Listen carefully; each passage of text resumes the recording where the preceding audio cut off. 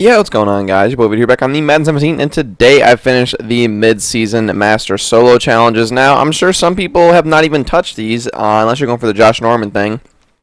But the mid-season sort of thing is actually really good, and I'm going to show you guys why. If we go over to Ultimate Seasons, this is more than just like the Ultimate Season, like the mid-season players. There's some other ones as well. But basically, these are all cards that you're going to be getting just by doing these solo challenges. I know some of them are gold, but some of them are elites. So first one you got, well, this is actually the last guy that you get, is Linval Joseph. I've never even heard of him, but if we could quickly compare him to Quan Short, you can see he's actually quicker. He's got better strength, better tackling, better block shed. So he's actually going to be an upgrade for me. So I'm going to be using him over Quan Short, which is pretty cool because I've been using Quan Short since the beginning of the game. You also get Giovanni Bernard, who's the second last guy you get. And this Giovanni Bernard is absolutely glitchy. He's got 89 speed, and he's only 5'9". He's got 88 carrying. He's got very, very good, like, elusive back stats, as you guys can tell. But there's actually something even better about him that I'm sure a lot of people don't see. But he's got 74 catching, which is very, very good for a running back. He's got 85 kick return, which is good as well. But if we keep scrolling down, you're actually going to see he's got 81 catch in traffic, 81 route running, and 71 spectacular catch. So overall, as far as a receiving back, Giovanni Bernard is an absolute stud. And I like small running backs myself too. So you can get this guy completely free. And everybody likes having a good third down running back. He's also a pretty good pass blocker. So everybody likes having a good third down run back, one that's different from the running back that they're using. So Giovanni Bernard is a very good option, and he's completely free for you. You also get Danny Trevathan, and there's nothing spectacular about him. He's at 81 block shed, which is kind of rough. He's 6'1", 81 speed, which is kind of rough. But he does have an 86 zone coverage, which is pretty good if you're not going to be using your middle linebacker or something. So I think as for a user card, he's probably pretty useless. But as far as someone to just play the middle of the field and still be a decent block shedder, he's pretty good.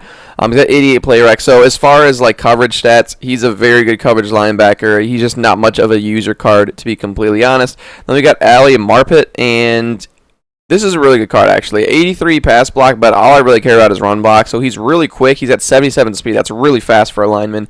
89 strength and 91 run block. So this is going to be a good guy, a good pool guy at a right guard.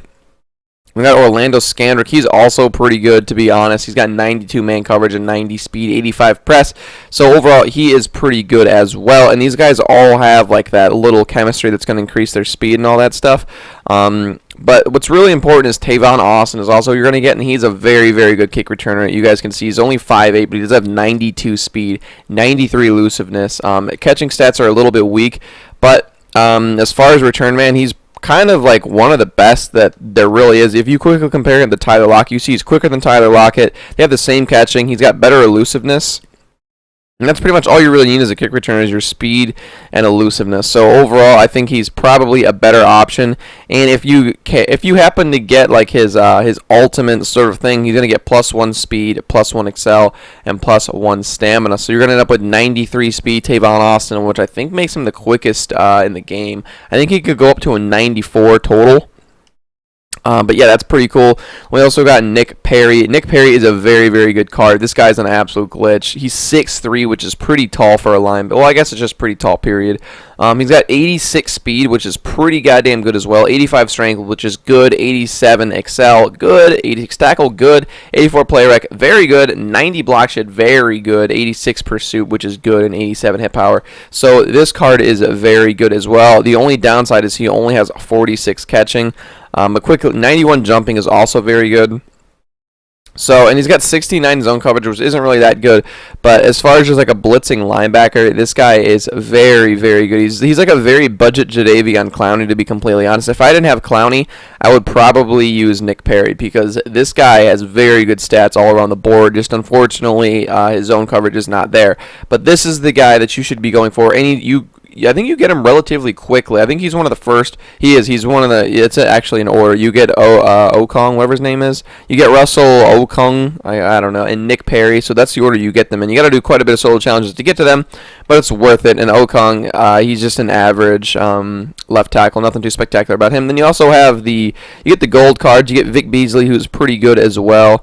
And then you get Deion Buchanan. Deion Buchanan is one of the first ones you get, and he is worth it if you don't have a user card. Even He's even better than some of the user cards that you may even have. He's 6'1", he's got 87 speed and 90 hit power and 83 tackle with 84 zone coverage, so he's going to be able to do stuff himself. The only thing that's kind of weak is his block shed because he really is a safety, but he's a converted safety. He's like a hybrid safety middle linebacker is what they're calling him. But those are pretty much the rewards for it, and I definitely think it's worth it just to get it done. And if you're running a budget team, realistically, you could make a pretty good team out of them. I'm thinking about just throwing together a team with that little chemistry just to see what it could do as a budget team or something like that. Maybe you guys will enjoy it. But there you go. I added the Master Ultimate Season thing to the Josh Norman. Now, as you guys can see, literally all I have left is the Man of the Month for him and Elite badges. So I should be able to knock that out pretty soon here. As soon as I can complete MUT Master, I'll probably be able to do Master for Man of the Month, and that'll pretty much be the end of the Mastery sets for me. But I do have to do the Gauntlet as well.